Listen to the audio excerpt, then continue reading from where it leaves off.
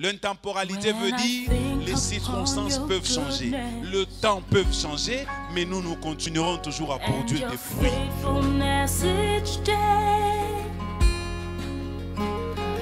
I'm convinced it's not because I am worthy to receive the kind of love that you give. Bien-aimés dans le Seigneur, nous vous saluons tous au nom de Jésus. Si vous nous suivez aujourd'hui, c'est que nous sommes dimanche, le 3 mai 2020.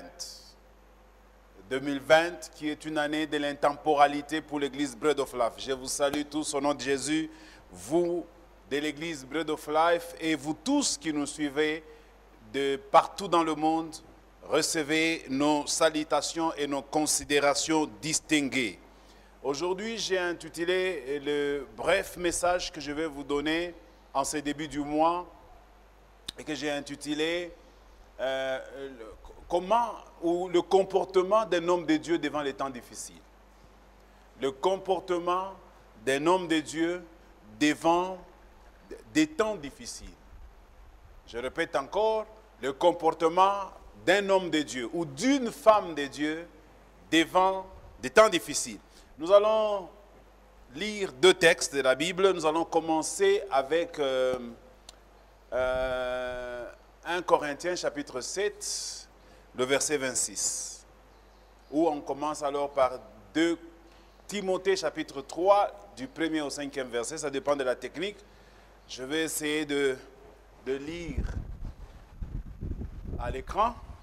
Voici donc ce que j'estime bon à cause de temps difficiles qui s'approchent. Il est bon à un homme d'être ainsi. Je répète, on revient d'abord au premier passage. Voici donc ce que j'estime bon à cause des temps difficiles qui s'approchent. Il est bon à un homme d'être ainsi. Deuxième passage. 2 Timothée, chapitre 3. 2 Timothée, chapitre 3, le premier verset.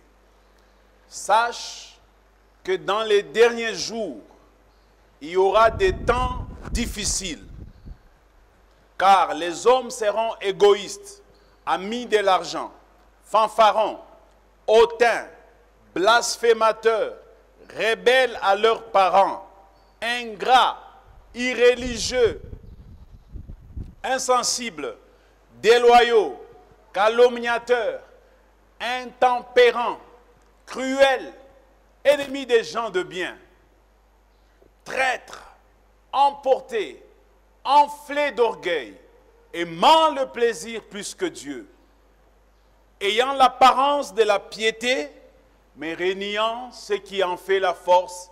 Éloigne-toi de ces hommes-là.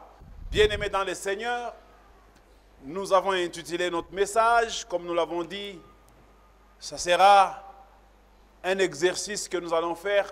Quels sont les conseils que nous pouvons apporter à un homme de Dieu ou à la femme de Dieu qui nous suit lorsqu'il est devant les temps difficiles. Déjà, Paul avertissait Timothée en disant, vers les derniers jours, il y aura des temps difficiles. Aujourd'hui, quand nous regardons tous à l'horloge divine, nous comprenons que la période que nous sommes en train de traverser est une période qui fait partie de ce qu'on appelle les temps difficiles.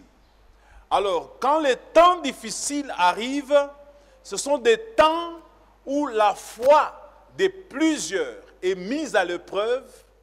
Ce sont des temps où la tentation, la séduction devient forte. Et c'est comme ça que Paul a essayé de nous énumérer quelques caractéristiques lorsque le temps devient difficile, comment est-ce que les gens se comportent, et en même temps, il nous donne le comportement d'un homme de Dieu, le comportement d'un chrétien d'un homme qui est sauvé, d'un homme qui est béni. Bien-aimés dans le Seigneur, en revoyant encore notre texte dans le livre de 2 Timothée, nous comprenons qu'il commence par énumérer certains comportements humains qui vont s'afficher pendant les temps difficiles. Il dit au temps difficile, les gens vont devenir plus attachés aux biens matériels, ils vont même renier Dieu, ils vont être irréligieux, c'est-à-dire ils ne vont pas aimer les choses de Dieu, ils vont être cruels, ils seront des ennemis des gens de bien. Quand vous ferez du bien, ils seront là pour vous combattre. Au dernier jour, les temps difficiles nous manifestent le changement d'attitude de certaines personnes. Alors, bien-aimés dans le Seigneur, je voudrais aujourd'hui vous exhorter. Comment est-ce que vous devez vous comporter quand les temps deviennent difficiles? Regardez aujourd'hui, les temps sont réellement devenus difficiles avec cette pandémie. Les temps sont devenus difficiles avec les mesures de confinement. Les temps sont devenus difficiles, d'autant plus que l'Église en a été affectée. Les temps sont devenus difficiles parce que les gens, ils avaient l'Église comme seule source de la foi et leur référence en matière d'adoration. Mais aujourd'hui, il y en a qui ont même déjà oublié l'image de l'Église. Ça fait maintenant plus d'un mois que nous n'avons plus à nous réunir. Non seulement nous, mais toutes les églises sur la planète ne se réunissent pas. Et moi, je trouve cela comme étant un grand scandale. Et je ne vais pas me taire. Je parlerai toujours. Parce que je ne trouve pas normal que les églises se taisent sur toute la planète.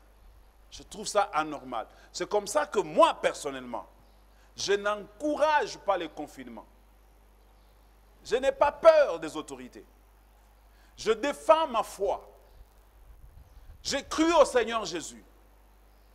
Et Jésus donne aux humains la liberté et une liberté qui leur pousse à l'adorer en tout lieu, là où ils veulent. Mais regardez aujourd'hui, quand vous suivez les réseaux sociaux, quand vous suivez les informations, les grandes chaînes de télévision, ils nous présentent un monde chaotique pour nous faire peur, parce qu'ils savent que souvent, l'Église n'est pas facile à manipuler. Ils savent très bien que l'Église est capable de les résister. Ils le savent bien. Alors, pour nous confiner, ils nous présentent un monde chaotique, comme si rien ne va. Mais petit à petit, nous commençons à nous rendre compte que ce qu'ils nous ont présenté n'était qu'un tableau mensonger. Parce qu'en réalité, j'ai fait les statistiques, j'ai fait mes recherches sur Internet, j'ai découvert des réalités qui sont frappantes. C'est que de toutes les personnes qui ont été touchées par cette pandémie, la plus large majorité a été guérie. Mais ils ne nous ont pas présenté ça comme ça. Ils nous ont présenté comme une maladie cruelle, une maladie qui ne badine pas, qui ne laisse jamais quelqu'un en vie. Et pourtant c'est faux. Aujourd'hui, pendant que je vous parle, il y a 1 million de personnes qui sont guéries dans le monde. Ça vous scandalise. Mais ils n'en font pas mention. Combien de gens sont morts? Ils n'arrivent même pas à la moitié de 1 million. C'est à peu près 200 000 personnes qui sont mortes. Encore faut-il qu'on vérifie leurs statistiques. En réalité, l'homme est fort. Bien aimé, je vais vous dire quelque chose que notre Créateur nous a doté, nous les humains. S'il y a des médecins qui m'écoutent, ils ne vont pas me contredire. Nous sommes au temps difficile, nous avons besoin d'écouter ce genre de paroles. Dieu, tel qu'il a créé l'homme, il a doté l'homme des capacités naturelles pour se défendre contre toute espèce de maladie. Chaque maladie, chaque microbe, y compris le virus, quand il entre dans le corps de l'homme, Dieu avait doté l'homme des anticorps. Anticorps, ça veut dire des éléments qui défendent l'homme de toute maladie extérieure. Nous avons des anticorps que Dieu nous a donnés. Aujourd'hui, il n'y a pas de médicaments, il n'y a pas de vaccins. 1 million sont guéris comment? Même les médecins qui me suivent, ils savent qu'il n'y a aucun médicament qui soigne ou qui traite. Tout médicament qu'on nous administre dans le corps, ça va tout simplement réveiller, renforcer notre immunité, renforcer nos anticorps. Et ce sont nos anticorps que Dieu a créés, qui se réveillent, qui se battent contre la maladie. Voilà comment Dieu est merveilleux. Voilà une raison de plus pour le louer, pour l'adorer. En des temps difficiles, les gens seront amoureux de l'argent. Dans cette histoire, il y a du business. Il y a du business. Moi, j'ai toujours soupçonné ça aussi. Il y a 3 complots. Le premier complot, on est en train de préparer une hécatombe pour diminuer la population mondiale. La deuxième hypothèse, on est en train de vouloir confiner les gens pour permettre au réchauffement climatique de se calmer. Parce que de plus en plus, ils n'avaient pas d'autre solution. Et quand nous nous sommes confinés, on a constaté qu'il n'y a plus de réchauffement climatique. Et la troisième hypothèse, c'est l'hypothèse de l'escroquerie. L'hypothèse où on fait peur aux gens et puis on sort un médicament là. On dit c'est ça qui vous guérit, c'est ça qui vous vaccine. Et tout le monde, nous courons derrière. Pourquoi ils ne veulent pas accepter le produit qu'on a trouvé au Malgache? Nous, nous sommes des Africains. Comment étions-nous guéris avant que le blanc n'arrive? L'OMS, nous ne les connaissions pas. Nos arrière-parents, ils ne connaissaient pas l'OMS, mais ils n'en mouraient pas pour autant. Eux, ils ont connu beaucoup de pestes. Est-ce qu'ils ont appris des pestes en Afrique qui ont ravagé les gens? Nous, nous mourons de faim. Nous, on ne meurt pas de maladie. Qu'ils arrêtent de nous intimider.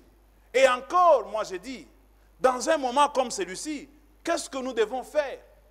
Moi, je me plains par rapport aux dirigeants africains. S'ils étaient sages et inspirés par Dieu, est-ce que vous savez que dans toutes les générations, Dieu a toujours une génération qui l'élève à une époque bien donnée? Si vous réfléchissez bien, est-ce que vous ne voyez pas que cette époque est une époque que Dieu voulait utiliser pour élever une génération, cette génération des Africains? Pourquoi le virus a ravagé partout? Vous savez, dans le nombre de cas que je vous ai donné, 1000 guéris. Combien sont morts? 200 000. Combien ont été touchés? 3 millions. Sur 3 millions, 1 million guérissent, 200 meurent, il reste 1 million qui sont encore malades. Mais vous savez, dans ces statistiques, l'Afrique est concernée par combien de cas? En général, jusqu'à aujourd'hui, l'Afrique est concernée par 25 000 cas qui sont tombés malades, 25 000 bien. Et puis, dans les 25 000 là, l'Afrique a perdu seulement 1200 personnes. Dans les 1200 personnes, l'Afrique en a guéri plus ou moins 7000 personnes. Et les autres qui restent portent encore la maladie. Et Madagascar trouve un médicament. Regardez à Madagascar, il y avait 100 malades. Aujourd'hui, ils sont arrivés à 10. Et les 10 seront guéris aussi prochainement. Bien-aimés, en de temps difficiles, comment faut-il se comporter? Première raison. Quand les temps sont devenus difficiles, c'est le moment où l'homme doit savoir se définir. Je dis à l'Africain, le temps difficile vient pour te permettre de te tailler et de te définir. N'aie pas peur de l'Occident. En ce moment, l'Occident est dépassé par ce qui lui arrive. En ce moment, c'est le moment où l'Afrique doit se réveiller. Le temps que l'Occident est en train de se battre. Regardez les États-Unis d'Amérique, ils ont aujourd'hui 1 million de cas chez eux. Un seul pays, 1 million de cas. Ils sont dépassés. Ils n'ont pas le temps de venir nous aider, nous. Ils n'ont pas le temps de venir nous combattre avec les armes. L'Europe y compris. Ils sont également avec 1 million en Europe, dépassés. Je crois que c'est le moment où l'Afrique doit bien réfléchir. Je m'adresse, si cela serait possible, aux dirigeants africains. S'ils peuvent comprendre ça, il est temps qu'ils s'élèvent. Je crois qu'il y a quelque chose que Dieu est en train de faire. La roue de Dieu est en train de tourner. Il y a un changement qui est en train de s'opérer. Le leadership mondial est en train de changer. Il faudrait que les Africains se réveillent. Est-ce que vous savez que ce qui est arrivé à Madagascar n'est pas arrivé là-bas par hasard? L'année passée, en 2017 plutôt, en 2018, il y a eu une prophétesse qui était venue du Brésil, qui avait fait une croisade à Madagascar. Et dans cette croisade, il avait dit qu'il y aura une maladie qui va décimer le monde. Et les médicaments viendraient de Madagascar, et c'est Madagascar qui sauverait l'humanité.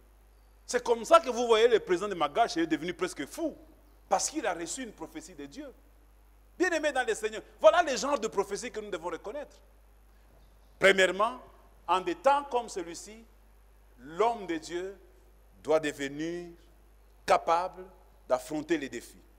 Deuxième point, en des temps comme celui-ci, nous devons comprendre, mes amis, que nous sommes à un moment où le vent qui souffle, c'est un vent qui peut nous emporter si nous ne savons pas nous définir et nous identifier.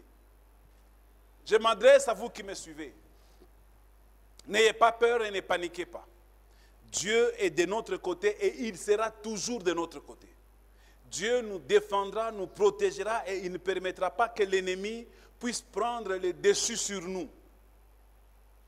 Je voudrais dire à l'Église de Dieu, il est temps maintenant que vous puissiez comprendre que même les Européens qui avaient commencé le confinement commencent à se déconfiner parce qu'ils ont compris que le confinement n'est pas une solution.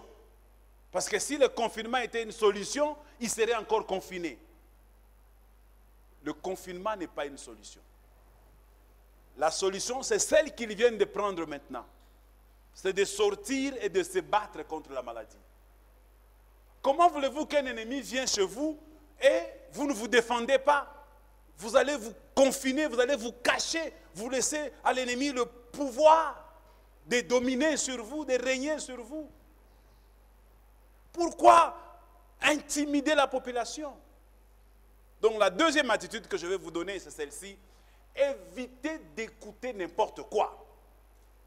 N'écoutez que la parole de Dieu et ce que Dieu dit. Si aujourd'hui Madagascar vient de faire ce qu'ils ont fait, c'est parce qu'ils ont écouté une prophétie qui est venue de Dieu. Écoutez cela et agissez bien et que Dieu vous bénisse. Faute de temps, je vais m'arrêter par là. Souvenez-vous que je vous avais dit, par révélation divine, que cette année était une année de l'intemporalité. Ce qui veut dire, parmi les différentes définitions que je vous avais données, l'intemporalité voulait aussi dire ce qui ne varie pas en fonction du temps. Pourquoi voulez-vous varier aujourd'hui en fonction du temps? Même si les temps sont difficiles, je vous l'avais dit.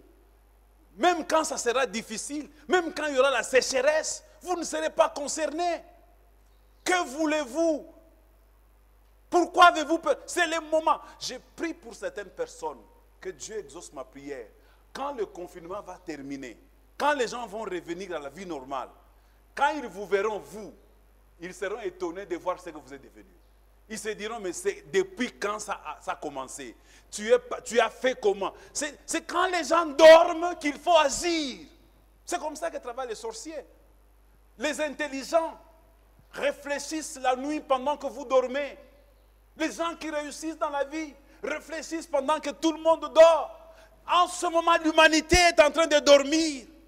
Je veux demander à l'Église, c'est le moment où Dieu attend que vous puissiez vous réveiller et que par vous, il se glorifie. Le temps que les autres vont se réveiller, vous serez déjà très loin. Vous serez déjà partis. Réfléchissez s'il vous plaît. Arrêtez de gémir. Croyez au Seigneur. Il nous avait dit, cette année est une année de l'intemporalité. Peu importe le temps, peu importe la situation, que ça soit favorable ou pas, ça ce n'est pas notre problème. Nous, ce qu'il nous a dit, que nos racines sont allées pénétrer le courant d'eau. Et comme nos racines ont déjà pénétré, touché le courant d'eau, même si ça chauffe comment, nous ne serons pas concernés. Nous produirons de fruits dans notre saison et en dehors de la saison. Si vous me comprenez, mes amis, je crois qu'il est temps que je puisse prier pour vous. Le troisième point, je voulais l'intituler l'intemporalité de cette année. Je voulais dire, pour terminer, moi je crois à ça. Je crois fermement à ça. Cette année est une année de l'intemporalité. Dieu n'agit pas avec les gens qui se confinent. Les médecins ne se confinent pas. Les chercheurs ne se confinent pas. Les sages ne se confinent pas. Les commerçants ne se confinent pas. Il y en a qui fabriquent même des masques pour vous bouffer de l'argent. Ils ne se confinent pas. Il y en a qui fabriquent des chloroquines pour vous bouffer de l'argent. Ils ne se confinent pas. Madagascar vient de sortir des produits. Est-ce qu'on peut travailler dans les confinements? On vous demande à vous de vous confiner. Réfléchissez, mes amis. Je ne veux pas vous exposer à la mort. Ce n'est pas mon but. Je sais que la mort ne dépend pas de nous. La vie également ne dépend pas de nous. Ces choses-là dépendent de Dieu lui-même. Parce qu'en France, avec des masques, ils sont morts. Avec des gestes barrières, ils sont morts. Il faut qu'on dise quand même la vérité quelque part. Celui qui sauve, c'est Jésus. J'ai aimé une image, une femme en Amérique qui sortait de la réanimation, une vieille dame. Parce qu'on dit que ça tue beaucoup les vieilles. Mais une vieille dame qui ne pouvait même plus marcher dans un fauteuil roulant. Quand elle sortait de là, les infirmières étaient à côté d'elle en train d'acclamer les médecins. Et elle, qu'est-ce qu'elle faisait? Elle a tenu la Bible à la main. Elle ne parlait pas. Elle agitait seulement la Bible, la parole de Dieu. C'était un message qu'elle leur envoyait. Que je ne suis pas guéri par moi-même. Je suis guéri par celui qui est caché dans ce livre ici. Il y a beaucoup de témoignages aujourd'hui, mes amis, des gens qui ont reçu Jésus dans le lit d'hôpital et qui en sont sortis vainqueurs.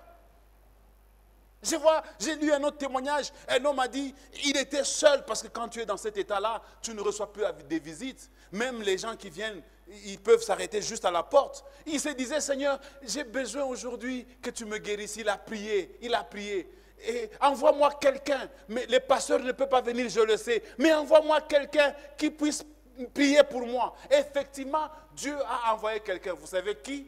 Dieu a envoyé un concierge. Un concierge, c'est qui? C'est celui qui vient nettoyer. Celui qui vient nettoyer est arrivé, et il est arrivé, il lui a dit, moi, je suis un évangéliste, j'ai travaillé beaucoup au Nigeria, j'ai gagné beaucoup de gens là-bas. Maintenant, le Seigneur me dit de prier pour toi. Est-ce que tu acceptes que je prie pour toi? Il dit, oui, j'attendais ça, j'ai demandé ça au Seigneur. Il a prié pour lui. Le monsieur est parti. Le malade ne connaît même pas le nom de monsieur. Le lendemain, il a senti comme s'il sentait maintenant que son corps redevenait normal. Il a appétit. Avant, il n'avait pas d'appétit. Il a l'appétit maintenant. Il s'est dit, Seigneur, j'ai besoin de manger des chips avec, il a utilisé un terme là, de croquettes, quelque chose comme ça. J'ai besoin de manger des chips avec des croquettes, avec une bouteille de coca. Et subitement, le lendemain, c'est le même concierge qui vient avec un paquet dans lequel il y a justement du chips, des bouteilles de coca et les croquettes qu'il avait demandées. Et le concierge a juste déposé ça à la porte parce qu'il ne pouvait pas entrer et dit, ça c'est un cadeau que le Seigneur vous envoie. Bien aimé, c'est authentique. C'est ce que je vous dis. Dieu agit. Église, n'ayez pas peur. Vous avez un Dieu fort, puissant, qui nous guérit de toutes les maladies. Et par ses meurtrissures, nous sommes guéris. Le diable est un menteur. Cette année, c'est une année de l'intemporalité. Vous produirez des fruits. Dieu vous oblige à produire des fruits. Dieu vous demande d'aller de l'avant. Dieu vous pousse. Il sait que vous êtes capable. Allez-y. Regardez les 4 lépreux pour terminer. 4 lépreux. C'est un peu comme maintenant. La famine dans la ville. Il se dit, si nous restons, nous mourrons. Si nous sortons, nous mourrons. De toutes les façons, nous mourrons quand même. En risquant d'aller en ville. Et en allant là-bas, Dieu a fait un tremblement de terre horrible qui a fait fuir tous les Syriens. Et quand ils sont arrivés dans le camp des Syriens, il n'y avait plus aucun Syrien. Ils ont tout abandonné parce que eux, ils ont entendu des bruits de chars et de chevaux dans une multitude qui se dirigeait vers eux. Ils ont pris la poudre de scampette et les 4 lépreux ont sauvé tout Israël. Ils sont allés dire en Israël, quand ils ont mangé, ils ont pris des choses, ils se sont enrichis. En un seul jour, ils sont devenus très riches et propriétaires de tous les biens des Syriens. Ils se sont dit, ce jour est un jour de bonne nouvelle. Nous n'agissons pas bien. Nous devons apporter la bonne nouvelle à ceux qui sont confinés là-bas. Ils sont allés dire à Israël, arrêtez les confinements, Dieu nous a libérés. Quelqu'un, quand le prophète avait dit, demain à la même heure, vous mangerez, ils n'ont pas cru. Ils ont même dit, celui qui était à côté du roi, il a dit, même si l'Éternel ouvrait les écus du ciel, pareille chose n'arriverait pas. Et le prophète lui avait dit, puisque tu ne crois pas, tu verras ces choses de tes yeux, mais tu n'en mangeras pas. Église de Dieu, il est temps, on a besoin de ces 4 lépreux. On a besoin de ces gens qui vont se dire, nous allons, nous engageons. Il est temps que l'humanité se réveille. Moi, je dis toujours, pendant que nous sommes confinés, nous ne savons pas ce qui se passe dans le monde. Pendant qu'on nous demande de nous enfermer, nous ne savons pas ce qu'ils font dans les rues et dans les avenues. Nous ne savons pas des sacrifices qu'ils sont en train de faire. Et quand nous allons nous réveiller à la fin, nous allons seulement constater des choses et nous allons commencer à nous plaindre.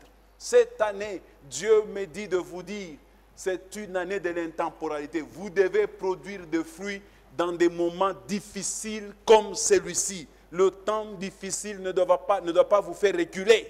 Ne reculez pas, avancez, croyez au Seigneur. Et surtout, la bonne nouvelle, qu'il monte, qu'il descende, qu'il pleuve, qu'il neige, qu'il cailloute ou qu'il grelotte, nous allons nous retrouver en ces lieux pour adorer notre Seigneur. Je vous le promets au nom de Jésus-Christ. Même si moi, je ne serai plus là, je mourrai. Mais je vous promets, vous reviendrez. D'ailleurs, je ne mourrai pas, je vivrai. Et moi aussi, je raconterai les œuvres de l'Éternel. Ce jour-là, à votre côté, nous allons célébrer le nom de notre Dieu. Ensemble, dans la gloire et dans la félicité, nous allons le bénir et le glorifier, l'adorer. D'ailleurs, je suis en train de me préparer pour un cantique nouveau que je chanterai à l'Éternel ce jour-là. Que Dieu vous bénisse, mes amis. Nous allons prier le Seigneur avant de nous séparer. Père Tout-Puissant et Éternel des armées, par l'autorité et le pouvoir que tu nous confères, nous avons parlé de ta part. Nous avons écouté ton esprit nous parler. Nous avons dit ce que nous avions estimé être une bénédiction pour ton peuple. Nous ne sommes pas sûrs, Éternel, d'avoir terminé tout ce que nous voulions. Nous voulons confier au Saint-Esprit la mission de continuer ce que nous avons abordé. Nous voulons, Éternel Dieu, que dans le cœur des personnes qui nous ont suivis, que tu parles de choses que nous n'avons pas dites, que tu leur révèles des choses que nous n'avons pas révélées, que tu apportes des solutions auxquelles nous n'avons même pas fait allusion, que tu le touches dans leur vie pendant que nous-mêmes, nous ne l'avons même pas fait. Nous voulons, Seigneur, arrêter par ici, mais te laisser continuer jusqu'à ce qu'ils verront que réellement et décidément, cette année est une année de l'intemporalité où nous sommes censés vivre dans un temps, dans une année qui ne varie pas en fonction de temps difficiles ou faciles. Qu'il soit béni, au nom de Jésus, produisez des fruits. Voilà ce que Dieu attend de vous. Réussissez, gagnez de l'argent, mettez au monde, tombez enceinte, finissez vos études, voyagez si vous le voulez, faites tout ce que Dieu peut vous donner. Cette année ne va pas se terminer, la gloire de Dieu se manifestera dans votre vie. Si vous croyez, dites un bon amen en acclamant très fort pour le Seigneur. Que Dieu vous bénisse. À mercredi.